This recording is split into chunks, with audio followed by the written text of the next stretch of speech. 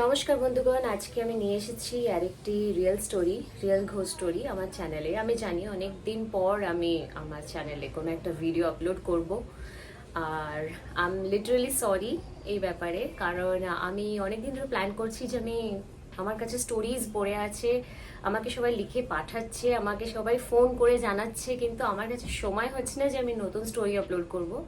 তো আজকে আমি সময় পেয়েছি, তো আমি বসেছি। আজকে আমি আপনাদেরকে আরেকটা নতুন রিয়েল স্টোরি শোনাবো। তো বন্ধুগণ, স্টোরিটি শুরু করার আগে আমি আপনাদের কাছে রিকোয়েস্ট করব, যখনই আপনি আমার চ্যানেলটা দেখতে শুরু করছেন, প্লিজ আমার চ্যানেলটাকে সাবস্ক্রাইব করে যাবেন। আর হ্যাঁ, লাইক করতে ভুলবেন না। বাকি যতগুলো স্টোরিজ আমি আমার চ্যানেলের মধ্যে ঢেলেছি, প্লিজ সমস্ত স্টোরিজগুলো দেখবেন মন দিয়ে। তো বন্ধুগণ, ঘটনাটি হচ্ছে একটি গ্রামের পাশেই হচ্ছে দামোদর নদী। ঘটনাটি ঘটেছে লাস্ট ইয়ার ডিসেম্বরে যেটা গেল 2024 ডিসেম্বর গেল, সেই সময় ঘটনা আমি আপনাকে বলছি। তো কি হয়, শীতকালের সময় বেশ আমেজ ভালো থাকে, তো লোকজন ভাবে যে একটু পিকনিক করে আসি বন্ধু বান্ধবের সাথে, রাইট?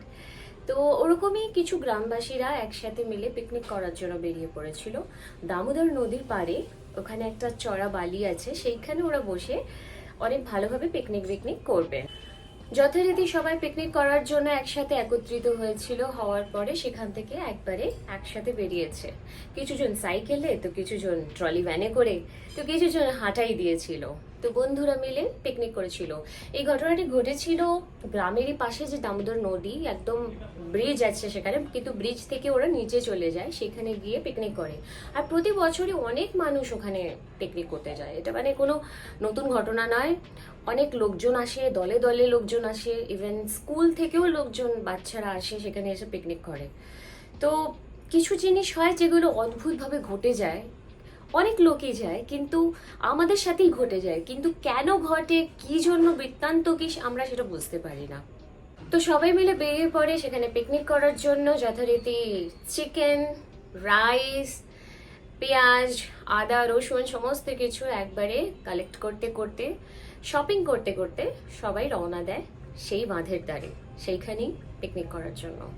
কিছুজন আবার মাদুর আনতে ভুলে যায়, ম্যাট, তো সেটাও আবার আনতে যায়, শপিং করতে যায়, কি চলো ওটা কিনে আনি, কারণ কোথায় বসবে, কিভাবে করবে। যথারীতি সেখানে যায়, সেখানে দুর্দান্তভাবে তারা সুন্দর সুন্দর রান্না করে। চিকেন হয়, চাটনি হয়, মাছ হয়, যারা চিকেন খাবেন না সেই হিসেবে সমস্ত কিছু রান্না করে ফেলে। রান্নার মাঝখানে ওরা অনেকগুলো গেমও খেলে, অনেক ধরনের গেম খেলে, যেটা আমরা অবভিয়াসলি করেই থাকি যখন আমরা পিকনিকে যাই। ঘটনাটি আসলে শুরু হয় যখন ওনারা খেতে বসে। সেখানে একটি গাছ ছিল, তেঁতুল গাছ। তেঁতুল গাছের কাছে একজন খেতে বসে পড়ে। তো লাইন দিয়ে আমরা খেতে বসি, তো উনি আর কি তেঁতুল গাছের ঠিক নিচটাতেই খেতে বসে পড়ে। খেতে বসেই যে পাতে চিকেনটা দেওয়া হয়, খাওয়া শুরুই করবেন, হঠাৎ করে উনি অদ্ভুত একটা ফিল করতে শুরু করেন ভিতর থেকে। মানে কি হচ্ছে বুঝতে পারেন না ব্যাপারটা। তো উনি ভাবেন বোধহয় রোদ লেগে গিয়েছে, বা বেশি খেলে নিয়েছে, তার জন্য হয়তো শরীরটা অদ্ভুত হচ্ছে বা অদ্ভুত ফিল করছে। তারপরে কিছুক্ষণ পরেই অদ্ভুত একটা আওয়াজে কথা বলতে শুরু করে দেয়। যে অদ্ভুত আওয়াজে কথা বলতে শুরু করে দেয়, তো আশেপাশে যারা খেতে বসেছে সবাই ভয় পেয়ে যায় যে হঠাৎ করে এই মানুষটার কি হয়ে গেল।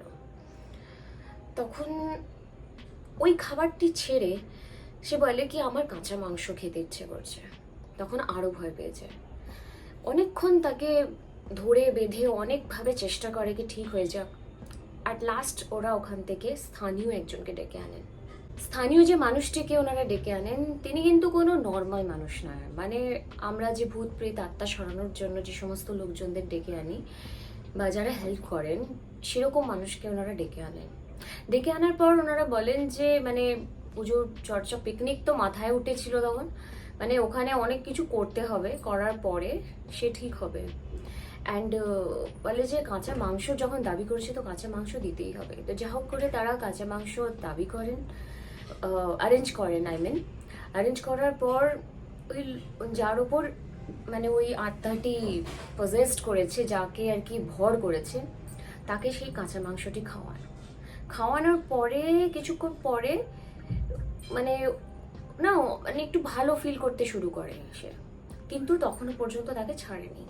যিনি এসেছিলেন ছাড়ানোর জন্য, তিনি বলেন যে এটি অনেক বছর পুরনো একটি তেঁতুল গাছ, যেখানে অদ্ভুত এরকম অনেক ঘটনা আগেও ঘটেছে।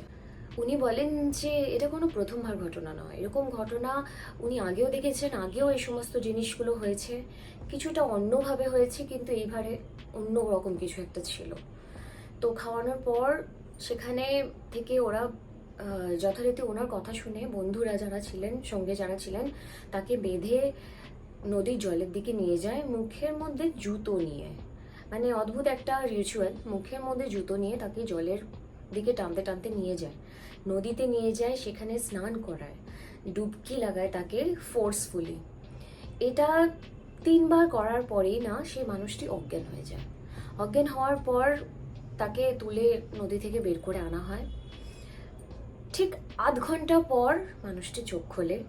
চোখ খোলার পর সে মানুষটি জিজ্ঞেস করে লিটারেলি যে আমার সাথে কি হয়েছিল, আমি কিছুই জানি না, এই যে 5 ঘন্টা 6 ঘন্টা সমস্ত কিছু কি হয়েছে, আমি কোথায় ছিলাম, আমার কিচ্ছু মনে নেই। তাই বিশ্বাস করুন, আমি সবসময় সমস্ত মানুষদের বলি যারা আমার আশেপাশে আছে, যারা আমাকে দেখছে, যেখানেই যাবেন যেভাবেই যাবেন, প্লিজ একটু ভেবেচিন্তে যাবেন, একটু খবর নিয়ে যাবেন। এইভাবেই মানে যে কোনো জায়গায় চলে যাবেন না, কারণ কিছু জিনিস আমাদের সাথে যেগুলো ঘটে সেগুলো হয়তো আমরা জীবনে কোনোদিন ভাবিও নি, হয়তো আমরা মানুষটিকে বাঁচাতেও পারতাম না, কিন্তু অনেক চেষ্টা করে অনেক কিছু করার পর ওনারা পেরেছেন এইভাবে সে মানুষটিকে বাঁচাতে। তো আমি আপনাদেরকে বলবো নিজেদের অনেক খেয়াল রাখবেন, সুস্থ থাকবেন। আপনাদের যদি আমার এই ভিডিওটি ভালো লেগে থাকে, প্লিজ আমার চ্যানেলটা সাবস্ক্রাইব করবেন, অনেক ভালোবাসা দেবেন, আর নিজেদের রিয়েল স্টোরি আমার সাথে শেয়ার করবেন। স্ক্রিনের মধ্যে দেখুন, এখানে আমার জিমেল আইডি আমি শেয়ার করে দিয়েছি, আপনি আপনার স্টোরি আমাকে পাঠিয়ে দিন। ধন্যবাদ, নমস্কার।